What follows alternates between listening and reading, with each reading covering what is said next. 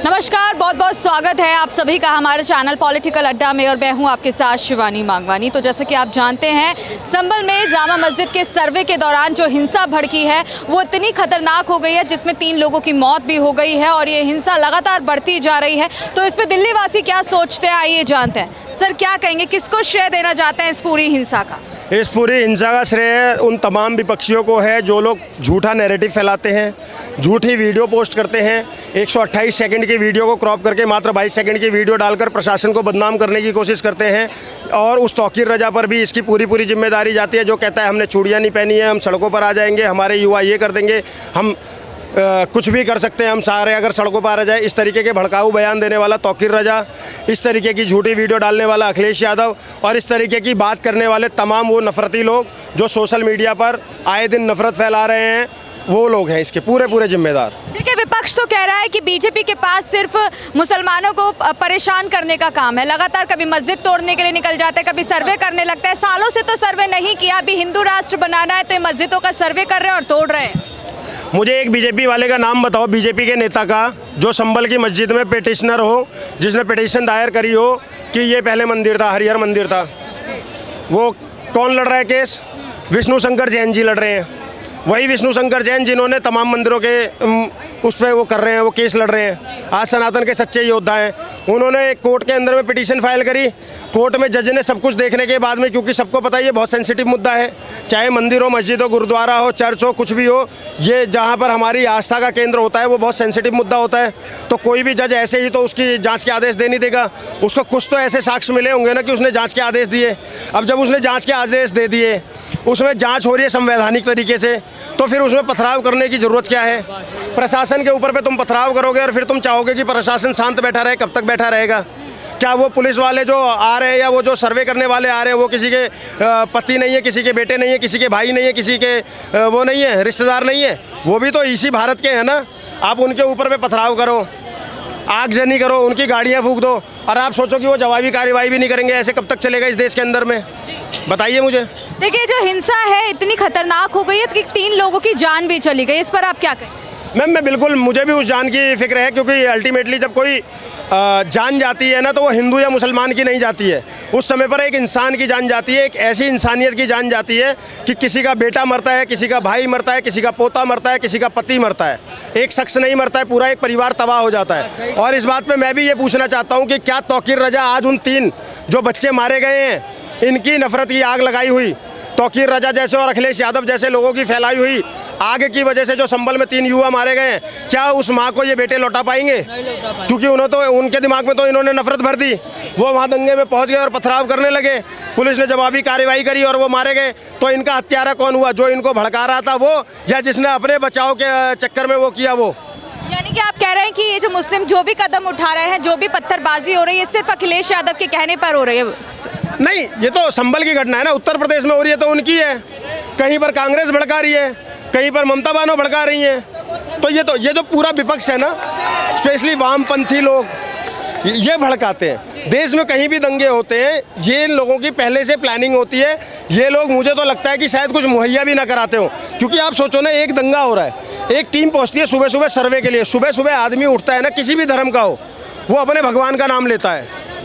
किसी भी धर्म का हो, वो सुबह उठते ही ना अपने भगवान का नाम लेता है। वो पत्थर मारने तो नहीं जाएगा, लेकिन अगर वहाँ पर इतने सारे पत्थर एकदम से आ जाते हैं तो इस दंगे की साजिश पहले से है या नहीं है? सवाल उठने चाहिए या नहीं उठने चाहिए? तो ये दंगा पहले से सुनियोजित था और इसी के तहत इन्होंने प्रशासन के ऊपर पे दंगे पथराव करे जवाबी कार्रवाई में। और जवाबी कार्रवाई बहुत देर बाद हुई है। पहले वहाँ के एसएसपी ने माइक में बोला भी है कि नफरती भाषणों में मत आओ, तुम्हारे भविष्य का सवाल है, तुम्हारा करियर है, इसमें मत आओ, लौट जाओ। लेकिन वो लोग नहीं माने, कंटिन्यू पुलिस के ऊपर पे पथराव करते रहे, कंटिन्यू आगजनी करते रहे, गाड़ियाँ फूंकते रहे। तब पुलिस ने जवाबी कार्रवाई करी है। और भैया, ऐसी जवाबी कार्रवाई तो कोई भी दंगाई के ऊपर करेगा ही करेगा, और जब दंगाई मारा जाएगा तो मारा जाएगा, सीधी सी बात है। तो आपको इस पूरे मामले में साजिश नजर आ रही है? मैं तो खुल के बोल रहा हूँ कि ये अखिलेश यादव और तौकीर रजा जैसे नफरतबाजों की वजह से हुआ है। उन्होंने ही कराया है, ये उन्हीं की साजिश है। वही तो युवाओं को भड़काकर सड़कों पर छोड़ दे रहे हैं। पहले जैसे कश्मीर में छोड़ा जाता था, अब ये यूपी में छोड़ रहे हैं, संभल में छोड़ रहे हैं। तो ये तो इनकी सोची समझी साजिश के तहत ये लोग करवा रहे हैं। मैं तो खुलकर बोल रहा हूँ। चुनाव बचा नहीं पाए, उपचुनाव में 7 सीटें एनडीए को चली गई, इनसे हजम नहीं हुआ, इन्होंने ये दंगा प्लान कर दिया और करा दिया। मैं तो खुल के बोल रहा हूँ। देखिए, ये लगातार जब भी हुआ, जब इस तरीके से जो कल रिजल्ट आया, उसके बाद कुछ लोग ये भी बोल रहे हैं कि कहीं ना कहीं अखिलेश यादव जो है जेलसी खा गए सीएम योगी से। लगातार कल जो प्रशंसा मिली उपचुनाव जीतने के बाद, महाराष्ट्र चुनाव जीतने के बाद, कारण जो है योगी जी को ही बताया गया बीजेपी की जीत के पीछे, तो कहीं ना कहीं ये वो साजिश तो नहीं है? बिल्कुल, योगी जी हमारे एक ब्रांड, फायर ब्रांड नेता हैं और आज उनकी कही एक बात न सिर्फ भारत में ही बल्कि विदेशों में भी बहुत प्रचलित हो जाती है, बहुत हिट हो जाती है, सुपर हिट हो जाती है। तो योगी जी से जलन तो स्वाभाविक है। और आपने एक वो कहावत सुनी होगी कि अगर आप किसी की बराबरी नहीं कर सकते तो उसकी बदनामी शुरू कर दो। तो अखिलेश यादव योगी जी की बराबरी तो कभी नहीं कर सकता, इसलिए वो योगी जी की बदनामी करना शुरू कर रहा है और उनके ऊपर झूठे एलिगेशंस लगा रहा है। लेकिन अल्टीमेटली हो क्या रहा है, जनता देखती है, जनता आज समझदार है ना। आज सोशल मीडिया का ज़माना है, आप अगर कोई वीडियो काट कर 22 सेकंड की डालोगे, लेकिन जनता के पास में ट्विटर पर वो 128 सेकंड वाली वीडियो भी मौजूद है ना। सबने वो वीडियो भी देखी ना, किस तरीके से पथराव कर रहे हैं महिलाओं को। तो आप ढाल बना रहे हो, पीछे से पुरुष पथराव कर रहे हैं, आगे महिलाओं को ढाल बनाया गया। उसके बाद जब पुलिस वाले ने पिस्टल निकाल ली तो वो मात्र 22 सेकंड की क्लिप को आप वायरल करके कह रहे हो कि पुलिस पिस्टल दिखा रही थी। ये दोगलापन ही हुआ ना, ये नफरत फैलाना ही हुआ ना। इससे क्या हिंसा नहीं भड़क सकती थी? जिस तरीके से अखिलेश यादव ने 22 सेकंड की मात्र वीडियो डाली, इससे तो पूरे प्रदेश में हिंसा भड़क सकती थी, समझ गए। लेकिन सोशल मीडिया पे 128 सेकंड वाली भी वीडियो अवेलेबल थी, लोगों ने देखा तो लोगों ने थोड़ी शांति धरी। नहीं तो हो सकता था ना। तो अखिलेश यादव ने तो चुनाव वाले दिन ही, चुनाव 20 तारीख को ही उन्होंने पूरा प्रदेश जलाने की प्लानिंग कर ली थी, लेकिन किसी तरीके से बच गया। कैसे प्रदेश जलाने की प्लानिंग कर ली थी अखिलेश यादव? हम बता तो दिया आपको, 128 सेकंड की वीडियो को क्रॉप करके मात्र 22 सेकंड की डाली गई, ये दिखाते हुए कि पुलिस प्रशासन सिर्फ विशेष समुदाय को पिस्टल दिखाने के लिए है, उनको वोट देने से रोकने के लिए, यही नैरेटिव चलाया ना उन्होंने। लेकिन सच्चाई क्या थी? पिस्टल इसलिए निकाली गई ना कि पीछे से पथराव हो रहा था, महिलाओं की आड़ में पीछे से लोग पत्थर मार रहे थे, उपद्रवी। तो ये झूठ नैरेटिव फैलाया या नहीं फैलाया अखिलेश यादव ने 22 सेकंड की वीडियो डाल के? इससे अगर किसी की भावना आहत हो जाती तो फिर से कोई रामगोपाल मर सकता था ना। भावना आहत होने पे तो इस देश के अंदर में एक रामगोपाल मिश्रा मार दिया जाता है ना। तो अखिलेश यादव ऐसे कितने रामगोपाल मिश्रा को मरवाना चाहता है? मैं तो सवाल तो सर देखिए, सवाल तो ये भी उठ रहा है कि योगी जी हिंदू राष्ट्र बनाने के पीछे इस तरीके से पागल हो गए हैं कि वो मुस्लिमों को एक एक करने की जो है ख़त्म करने की कोशिश कर रहे हैं। ऐसा विपक्ष कह रहा है कि जो है मुस्लिमों के पीछे पड़ गए हैं, उनको जो था वक्फ बोर्ड का जो उनके पास एक जिम्मा था वो उनसे छीनने की कोशिश, उसमें बदलाव की बात की। अभी जामा मस्जिद में का सर्वे, ऐसे ही हर देश में लगातार हिंदुओं की मात्रा जो है खत्म करने की कोशिश कर रहे हैं। ऐसा है क्या? की मात्रा हिंदुओं की किसी का बाप नहीं कर सकता। अब दूसरी बात सुन लो, योगी जी को ये सब करने की आवश्यकता नहीं है। योगी जी का वोटर जो है ना, वो पहले से जानता है वो ना बटेगा ना कटेगा, ठीक है। तो ये तो वो लोग आग फैलाए ना जिनको वोट बटोरनी है, जो आज सत्ता से गायब है 7-8 सालों से, जिनकी 2014 से यूपी में विसात चली गई है, उन लोगों को ये करने की ज़रूरत है। योगी जी को करने की ज़रूरत नहीं है। योगी जी तो देखो ना, अपने प्रदेश से उठ के आके हरियाणा जिता देते हैं, फिर जाकर महाराष्ट्र जिता देते हैं और अपना प्रदेश तो जिता ही रहे हैं, समझ गए। तो योगी जी को ये सब करने की ज़रूरत नहीं है। मैंने इसीलिए बोला अखिलेश यादव ये जितने भी बयानबाजियाँ कर रहा है, जितने भी बातें बोल रहा है, वो सिर्फ इसीलिए कह रहा है क्योंकि अगर आप किसी की बराबरी नहीं कर सकते तो उसकी बदनामी शुरू कर दो। अखिलेश यादव योगी जी की बराबरी नहीं कर सकता है, इसलिए उनकी झूठी बदनामी करने की कोशिश कर रहा है।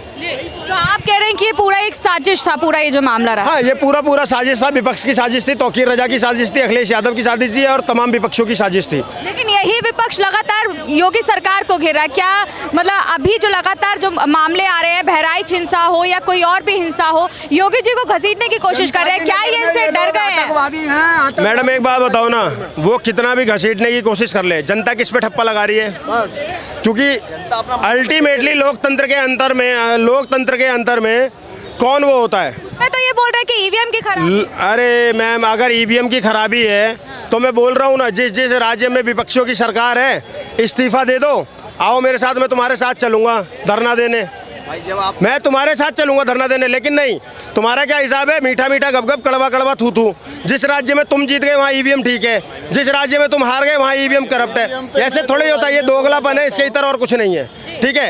ये इससे इतर और कुछ भी नहीं है इन लोगों को। ईवीएम पे मैं हमेशा बोलता हूँ, हिमाचल, कर्नाटका, तमिलनाडु कह रहा हूँ, कर्नाटका, हिमाचल और पश्चिम बंगाल, आपका दिल्ली तो अब ख़त्म ही होने वाला ऑलमोस्ट, जहाँ इनकी सरकारें हैं, जहाँ जहाँ अभी JMM भी जीती है ना झारखंड में, बोलो कि वो शपथ नहीं लेगा, बोलेगा ईवीएम की वजह से जीत गया हूँ मैं।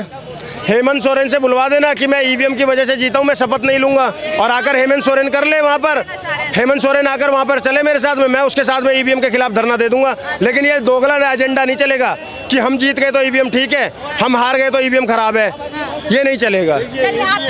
ईवीएम पे मैं 2 लाइनें बोलना चाहता हूँ। बात पे जवाब नहीं देंगे। मैं ये एसपी को कोसते हो तुम, डीएम को कोसते हो, एसपी को कोसते हो तुम, डीएम को कोसते हो, सीएम को कोसते हो तुम, पीएम को कोसते हो। जीत गए तो ठीक है, टीवी पे बैठकर ईवीएम को कोसते हो। भाई ईवीएम तो कुछ बोलती नहीं है, यही हाल है इनका, विपक्षियों का। और देखिए कमीशन ने कह दिया, चैलेंज कर दिया। और ये सुनिए, मतलब कि मैं 2 लाइनें मतलब कि लोकसभा 24 के बोलना चाहता हूँ। मेरा पानी उतर देख, मेरा पानी उतर देख, किनारे पे घर मत बसा लेना। मेरा पानी उतर देख, किनारे पे घर मत बसा लेना। मैं समंदर हूँ, लौट कर फिर आऊँगा। आज फिर से महाराष्ट्र में, हिंद महासागर में बीजेपी लौट के आई है। मतलब कि ये जितने भी ये 2024 में मतलब कि इंडिया गठबंधन पता नहीं पूरा अल्फ़ाबेटिकली ले चुके हैं ये लोग। और ये भारत की जनता बिल्कुल समझ चुकी है, बीजेपी के रग रग में देशभक्ति है, गद्दारों को आएगी नहीं और देशभक्तों की जाएगी नहीं। चलिए, बहुत बढ़िया सर। आपसे आखिरी और अगला सवाल मेरा यही रहेगा कि लगातार महाराष्ट्र में चाहे कांग्रेस हो या अन्य पार्टी हो, कह रही थी कि ये तो नकली शिवसेना है, ये नहीं जीतेगी, बीजेपी का साथ हो चाहे किसी का भी साथ हो। लेकिन अभी जो है सबके मुंह पे ताला बन गया। ये हमारे मुद्दे से थोड़ा अलग हट के सवाल है, इस पर क्या कहें? देखो मैडम, ऐसा है, एक बार बाला साहब ठाकरे ने भी एक बात बोली थी, और मैं पूरा डायलॉग नहीं दोहराऊंगा, बस इतना समझ लेना कि हिजड़े वो नहीं होते जो रोड पर साड़ी पहनकर तालियां बजाते हैं। हिजड़े वो होते हैं जो हिंदू होकर हिंदुओं के खिलाफ बात करते हैं, समझ गए। और ये बाला साहब ठाकरे ने कहा था, जो हिंदू हृदय सम्राट हैं। लेकिन हमें अफसोस इस बात का है कि उनके अपने घर में एक ऐसा जन्मा जो जाकर औरंगजेब के पैरों में बैठ गया। और जब औरंगजेब के पैरों में बैठ गया ना, तो औरंगजेब को तो मराठाओं ने तब भी हराया था, अब भी हराया है। सीधी सी बात ये है कि ये महाराष्ट्र की जीत जो है ना, ये औरंगजेब वर्सेस मराठा थी, शिवाजी थी। शिवाजी जीत गए, औरंगजेब हार गया। इससे इतर और कुछ नहीं है। और एक आखिरी नारा देकर चला जाता हूँ कि महाराष्ट्र की जीत हमारी है, अब दिल्ली की बारी है।